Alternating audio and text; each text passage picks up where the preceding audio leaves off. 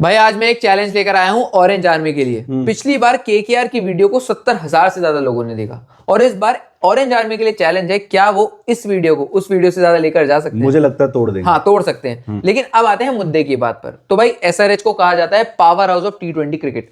Head है अभिषेक है, Klaasen है, पैट कमिंस शानदार लीडर है भाई। लेकिन आईपीएल की मिनी ऑक्शन को भाई मैं देख रहा हूँ, बहुत से लोग कह रहे हैं ओकेइश ऑक्शन गई है, कई लोग कह रहे हैं बढ़िया ऑक्शन गई है, कई लोग कह रहे हैं कुछ सुधार हो सकता था। आप किस नजरिए से देखते हो? ऑक्शन स्ट्रैटेजी पे मैं इंट्रो के बाद आना चाहूंगा। थोड़ा हम लोग डिसअपॉइंटेड है ऑनेस्टली, लेकिन उसके बावजूद मैं ये कहूंगा भाई टीम बहुत सॉलिड दिख रही है। पिछले साल क्या हुआ था, आरसीबी के ऑक्शन को भी लोगों ने कहा था कि भाई क्या कर दिया आपने, and they ended up becoming the champions. तो क्या पता ये टीम भी कर दे वो चीज।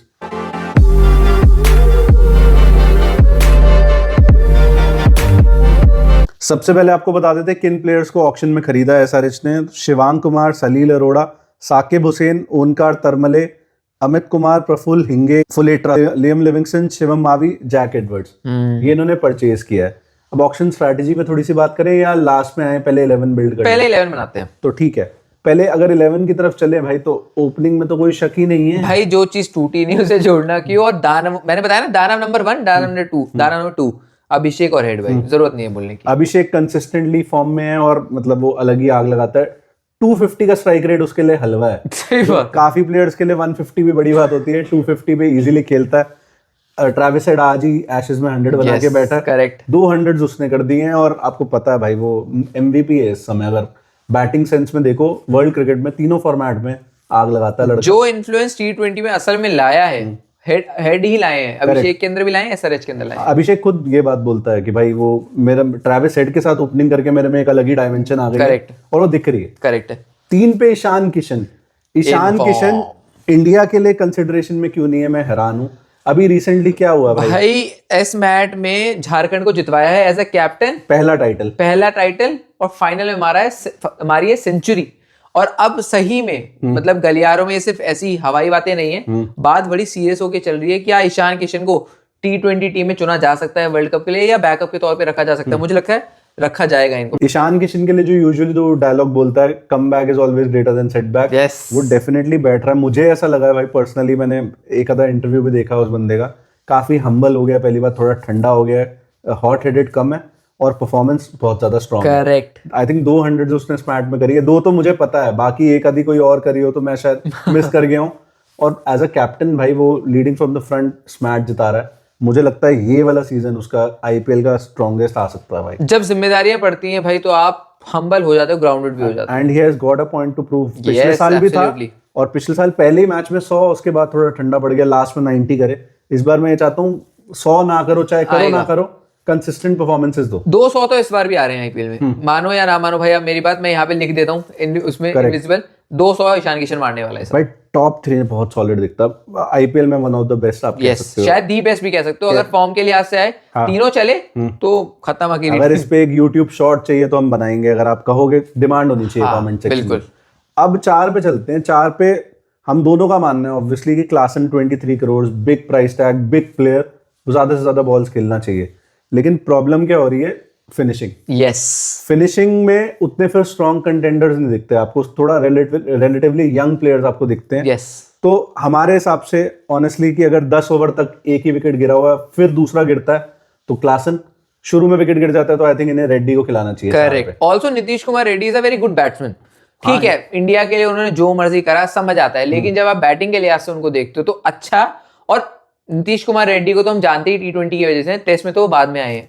और मेरे हिसाब से जब वो पैट कमिंस की कप्तानी में खेलते हैं, एक अलग वो फ्लेवर लेकर आते हैं। करेक्ट। तो नीतीश कुमार रेड्डी को मैं 4 पे रखूंगा।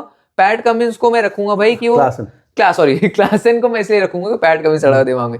क्लासन को मैं इसलिए रखूंगा क्योंकि नीचे यंगस्टर्स के साथ भी खेलना है, और वो ऊपर नीतीश कुमार रेड्डी, ईशान किशन को भी बता सकते हैं कि आपको मेरे अराउंड खेलना है। तो मैं 5 नंबर क्लासन को रखूंगा। और एक इसका और भी रीजन है सिंपल कि 2024 वाला सीजन था ना भाई, वो केकेआर से आई थिंक 2 रन या 4 रन से आ रहे थे, पहला ही मैच था वो। वहां पे क्लासन ही फिनिशर था, हर्षित राणा वाला। हाँ, करेक्ट। तो क्लासन की जो फिनिशिंग एबिलिटी है, उसको मैचेस खत्म करने आते हैं। बड़ा प्लेयर है, बड़े माइंडसेट के साथ आता है। बाकी अगर विकेट जल्दी नहीं गिर रहे तो क्लासन को प्रमोट कर दो। एग्जैक्टली, नंबर 3 पे भेज दो। हाँ, ये दोनों फ्लेक्सिबल होने चाहिए आपस में। और लास्ट में हमने देखा भी इन्होंने प्रमोट किया, उसने 100 मार दी थी पिछले सीजन में केकेआर के अगेंस्ट। तो 6 पे आ जाते हैं। 6 पे किसको खिलाएंगे भाई? इनफॉर्म स्मरण को खिलाना पड़ेगा, रविचंद्रन, जो भाई इस आदमी ने आतंक सा मचाया हुआ है ना, मतलब स्मरण ने जिस हिसाब से बैटिंग कर रहा है खिलाड़ी, सबकी बैटिंग एक तो लेफ्टी और आकर्षक दिखता है, तो और बहुत शानदार तरीके से कूल काम कंपोज और हिटिंग एबिलिटी, आप चाहे एस मैट के आंकड़े उठाओ, आप चाहे डोमेस्टिक के आंकड़े उठाओ, बहुत बढ़िया, बहुत शानदार नजर आते हैं भाई। पिछली अगर उसके 10 इनिंग की बात करूँ ना भाई, मैं 220 नॉट आउट फर्स्ट नवंबर को मारे हैं, वो फर्स्ट क्लास में मारे हैं। 227 नॉट आउट मारे अगेन फर्स्ट क्लास में।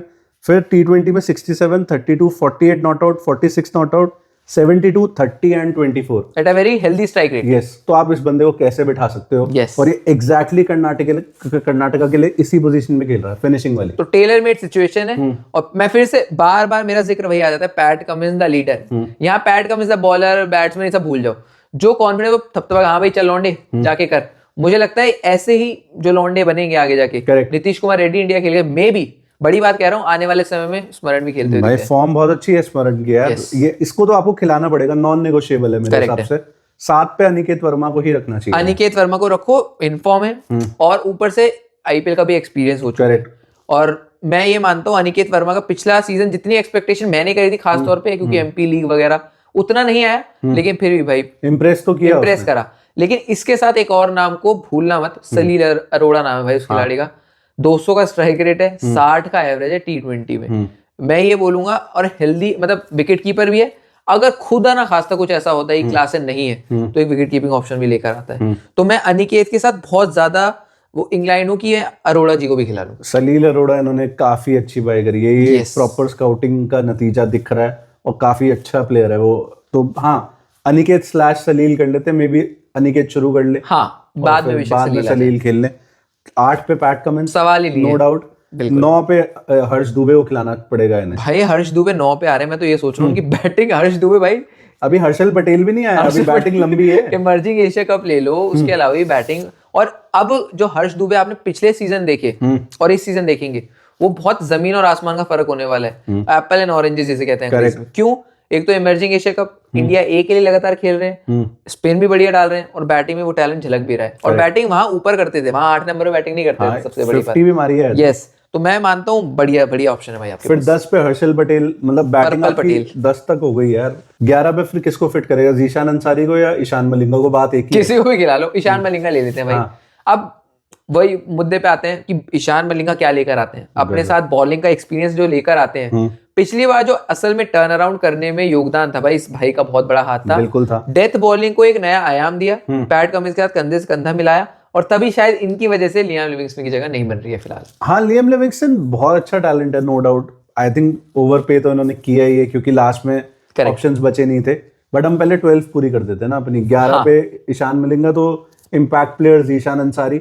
अब पिछली बार हमने बहुत बार देखा Travis Head as an impact player आ रहे थे, बट हमारी दोनों की उम्मीद ये है कि भाई वो फील्ड में रह जाए बंदा। और बॉलिंग का भी ऑप्शन है आपके पास, बॉलिंग का ऑप्शन हो ना हो, मतलब एक एनर्जी अच्छी है उसकी, बंदे की फील्ड क्या, मतलब फील्डर तो बढ़िया ही है वो, चाहे जितना मर्जी वैसे बोलो आप, पेट ही है वो, भाई वो परफेक्ट वो है पीक मेल परफॉर्मेंस की। डैड बॉर्ड भी है, मुझसे भी है, लेकिन परफॉर्मेंस नीचे आती है उसकी।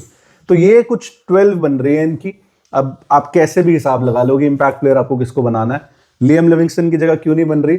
मैं Liam Livingstone at the cost of Ishan Malinga तो बिल्कुल नहीं खिलाऊंगा। मैं भी नहीं खिलाऊंगा। पैट कमिंस नॉन नेगोशिएबल है, क्लासन नॉन नेगोशिएबल है, ट्रैविस हेड नॉन नेगोशिएबल है। कौन बाहर जाएगा? कोई बाहर नहीं जाएगा, लिविंगस्टन ही बाहर जाएंगे। लिविंगस्टन उस केस में खेल सकता है जहां पे स्पिन फ्रेंडली विकेट है, कंडीशंस हैं, उसी केस में खेल सकता है वो ईशान मलिंगा की जगह। और अगेन लियाम लिविंगस्टन भाई कोई 4 ओवर वाला ऑप्शन नहीं है, वो 2-3 ओवर वाला ऑप्शन है, उसमें भी कभी कभी वो बहुत ज्यादा पिट जाता है। एग्जैक्टली, क्योंकि वो वेरिएशन जिस हिसाब से डालते हैं, कभी स्पिन होती कभी नहीं होती। और आपके पास, बिल्कुल आपने बहुत अच्छा पॉइंट बोलने, मुझे लगता है आगे बढ़ाने की जरूरत नहीं। जहां स्पिन विकेट होंगी वहां आपके उनादकट भी प्ले में आ जाएंगे, क्योंकि कटर्स वगैरह बहुत अच्छी डालते हैं। मुझे लगता है इससे ज्यादा तो घुमा देते हैं, उनादकट ही घुमा देते हैं। लेकिन लियाम लिविंगस्टन की बात करी भाई आपने, स्पिन आप बॉलिंग तो करवा लोगे, लेकिन फिर वो स्पिन खेलेगा भी तो कौन? बैटिंग भी तो करोगे, तो वहां वो थोड़े फंसते हैं। जो खिलाड़ी आपको 2 करोड़ रुपए में मिल रहा था, आप उसके लिए 13 करोड़ क्यों दे रहे हो? मेरा बस ये बुनियादी सवाल है भाई। अब हम ऑक्शन स्ट्रेटेजी पे आते हैं। मुझे ऐसा लगा इनके पास क्लियर प्लान नहीं था। ऑनेस्टली आप लोग बता सकते हो आपका क्या ओपिनियन है। हाँ, सलील अरोड़ा खरीदा, अच्छा ऑप्शन है। Shivang Kumar even left arm slow Orthodox है, चलो आपने सोच समझ के खरीदा होगा। ये फुलेट्रा जो है, हमने पहले भी बात करी थी इस बारे में, ये क्लासन ने बोला कि नेट्स में मुझे तंग कर रहा है, दिक्कत आ रही है पढ़ने में, मिस्ट्री स्पिनर है, गुड, आपने सोचा, आपने खरीद लिया रॉ टैलेंट को। बट आपके पास 25.2 करोड़ थे ऑक्शन में जाने से पहले। रवि बिश्नोई उस ऑक्शन में अवेलेबल था, राहुल चार तो चलो आपने ही भगाया है, Correct. उसको भी 5.2 मिल गए खैर सीएसके में, बट रवि बिश्नोई के पीछे हार्ड नहीं गए पहली बात। उसके बाद कोई एज सच फास्ट बॉलर के पीछे नहीं गए जो कैप्ड हो या कम से कम नोन हो इंडियन फास्ट बॉलर। नहीं, आकाशदीप के पीछे आप जा सकते थे, क्योंकि टीम से शमी गया है भाई, लेकिन आया कौन? कोई नहीं आया।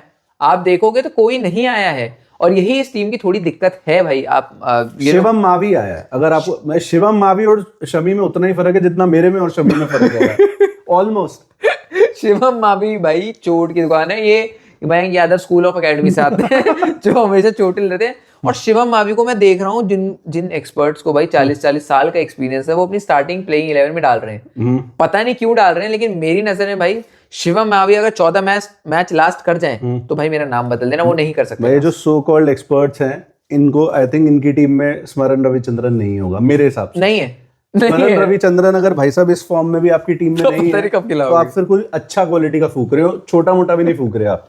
बट हम ऑक्शन स्ट्रैटेजी पे वापस आते हैं। ये चीजें तो हो गई अच्छी, चलो Shivam Mavi as a cover आपने ले लिया, बट मुझे शमी की कोई रिप्लेसमेंट नहीं दिखी।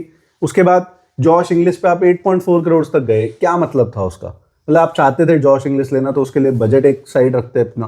करेक्ट। लियम लिविंगस्टन, क्योंकि आपके प्लेयर बचे ही नहीं थे खरीदने के लिए। आप 5 करोड़ रुपए घर लेके गए हो अपने वापस। हाँ वही तो, आप क्या कराया आपने? मैं तो भाई उस चीज पर भी हैरान था कि आप और किसी विदेशी फास्ट बॉलर बैक, वो अब पैट कमिंस का भी है, पैट कमिंस हमेशा अवेलेबल नहीं होते, और ब्राइडन कार्स की फॉर्म इतनी बेहतर नहीं रहती है। इसका मैं आंसर एक फॉरेन स्लॉट नहीं, जैक एडवर्ड्स इन्होंने खरीदा है, वो स्टोइनिस टाइप का है कि नीचे आके फिनिशिंग भी कर देता है बढ़िया, और बॉलिंग भी डिसेंट है, फास्ट मीडियम बॉलिंग है, और मतलब वो एज अ बैकअप खेल सकता है कभी ना कभी। और जैक एडवर्ड्स रिसेंटली अच्छी फॉर्म में, 2 पारी भाई। अब वही एक प्रॉब्लम ही यही है भाई कि बढ़िया, मतलब ऑब्वियसली मिनी ऑक्शन में उतने अच्छे ऑप्शंस अवेलेबल नहीं थे, लेकिन जो कम में अच्छे थे उनमें भी इन्होंने थोड़े बुरे चुने। मतलब ये अब वो कहना पड़ेगा, यस मानना पड़ेगा। लेकिन अभी भी उन सब के बावजूद भी इनकी प्लेइंग 11 ऐसी लग रही है, क्योंकि बहुत तगड़ी लग रही है, शायद प्रोबब्ली द बेस्ट लग रही है। और अब ये कमिंदू मेंडिस बैठा है बाहर। यस, कमिंदू मेंडिस भाई इनसे तो अच्छा ही है। कमिंदू में हम लियम लिविंगस्टन की बात कर रहे हैं, जब स्पिनिंग कंडीशंस आ गई तो कमिंदू मेंडिस क्यों नहीं? कमिंदू, मैं तो शायद कमिंदू को ही खिला दूं भाई। मैं कहूं भाई आप ही खेलो, और 160-70 के लिए परफेक्ट खिलाड़ी है, और जिस हिसाब से बॉलिंग डालता है, बैटिंग करता है, बढ़िया है भाई। पैट कमिंस का बैकअप ब्राइडन कार्स ठीक ठाक, और उसका भी बैकअप एक तरह से जैक एडवर्ड्स आ गया, वो चीज अच्छी हो गई, बट कुछ गैप्स समहाउ भाई रह गए, थोड़े से गैप्स रह गए। उस वजह से मैं ऑक्शन स्ट्रैटेजी को ऑनेस्टली 6 पॉइंट्स दे पाऊंगा भाई। मैं आउट ऑफ 10 मैं 7 दूंगा। मैं एसआरएच का थोड़ा मेरे दिल के करीब है वो है, और लेकिन आपका जो थोड़ी नाराजगी है जायज है। मैं एक और पॉइंट बोलता हूँ, प्रशांत वीर पे आप 14 करोड़ पे आपने एकदम से, मतलब मुझे वो अच्छी कहाँ लगेगी, पता ही नहीं खरीदना क्या है। हाँ। पहला ऐसा कभी दिखता नहीं भाई। हम पिछले साल इतनी तारीफ करी थी कि कम बजट था 45 करोड़ का, उसमें शमी भी ले लिया, ईशान किशन भी ले लिया, एडम जैम्पा भी लिया है। इस बार ही कौन सा नाम दिख रहा है आपको? नहीं है। और प्रशांत वीर को आप खिलाओगे कहाँ? मतलब आया ही नहीं ना वो तो। मैं कह रहा हूँ अगर प्रशांत वीर ले भी लेते, आप खिलाने का कहाँ करते? एज अ फिनिशर और क्या मतलब, और वो स्पिन बॉलिंग ऑप्शन दे देता आपको। अब वही है कि फिर आप वही, तो फिर उस पे पूरी तरीके से ही जाते ना। 25 करोड़ आप लेके आए हो, 5 करोड़ घर लेके गए हो, कोई सेंस नहीं आता। 13 करोड़ में आपने लिविंगस्टन बहुत बढ़िया खिलाड़ी है, लेकिन 13 करोड़ लायक तो बिल्कुल नहीं है भाई। वो तो लियम लिविंगस्टन से खुद अकेले में पूछोगे, वो कहेगा कि नहीं, नो मेट वो बोल देगा, वो एडमिट कर लेगा। बट एनी हाउ टीम की स्क्वाड डेप्थ भी मुझे डिसेंट लग रही है, और जो स्टार्टिंग 11 या 12 है वो तो बहुत स्ट्रांग लग रही है भाई, सुपर्ब लग रही है। तो मैं स्क्वाड स्ट्रेंथ को अभी भी 9 रेट करूंगा, बहुत बढ़िया मैं भी रखूंगा। और मुझे ऐसा लगता है भाई ये टॉप 4 की टीम हो सकती है, कंटेंडर हो सकती है। प्लेइंग 11 को तो शायद मैं एक और कदम आगे चले जाऊं, 9.25 दे दूं, क्योंकि स्ट्रांग है। बैटिंग जिस दिन चली, अब की बार 300 पार भाई हो सकता है। सही है। और बाकी बस बॉलिंग थोड़ी संभालनी पड़ेगी। कहीं ना कहीं ये फुलेट्रा को भी हम खेलते देख सकते हैं प्लेइंग 11 में। एग्जैक्टली, क्योंकि मिस्ट्री स्पिन जल्दी से पढ़ नहीं पाते लोग, जब नया बंदा आता है आईपीएल में। तो आई थिंक इसी नोट पे करते हैं खत्म। अगर आप नए हो, वीडियो पसंद आई और ऑरेंज आर्मी से एसआरएच के फैन हो, सब्सक्राइब कर दो चैनल को। और जो भाई लाइक कर रहे हैं और हाइप कर रहे हैं, एग्जिस्टिंग जो मेंबर्स हैं, वो करते रहो, मजा आ रहा है देख के। Thank you so much for watching.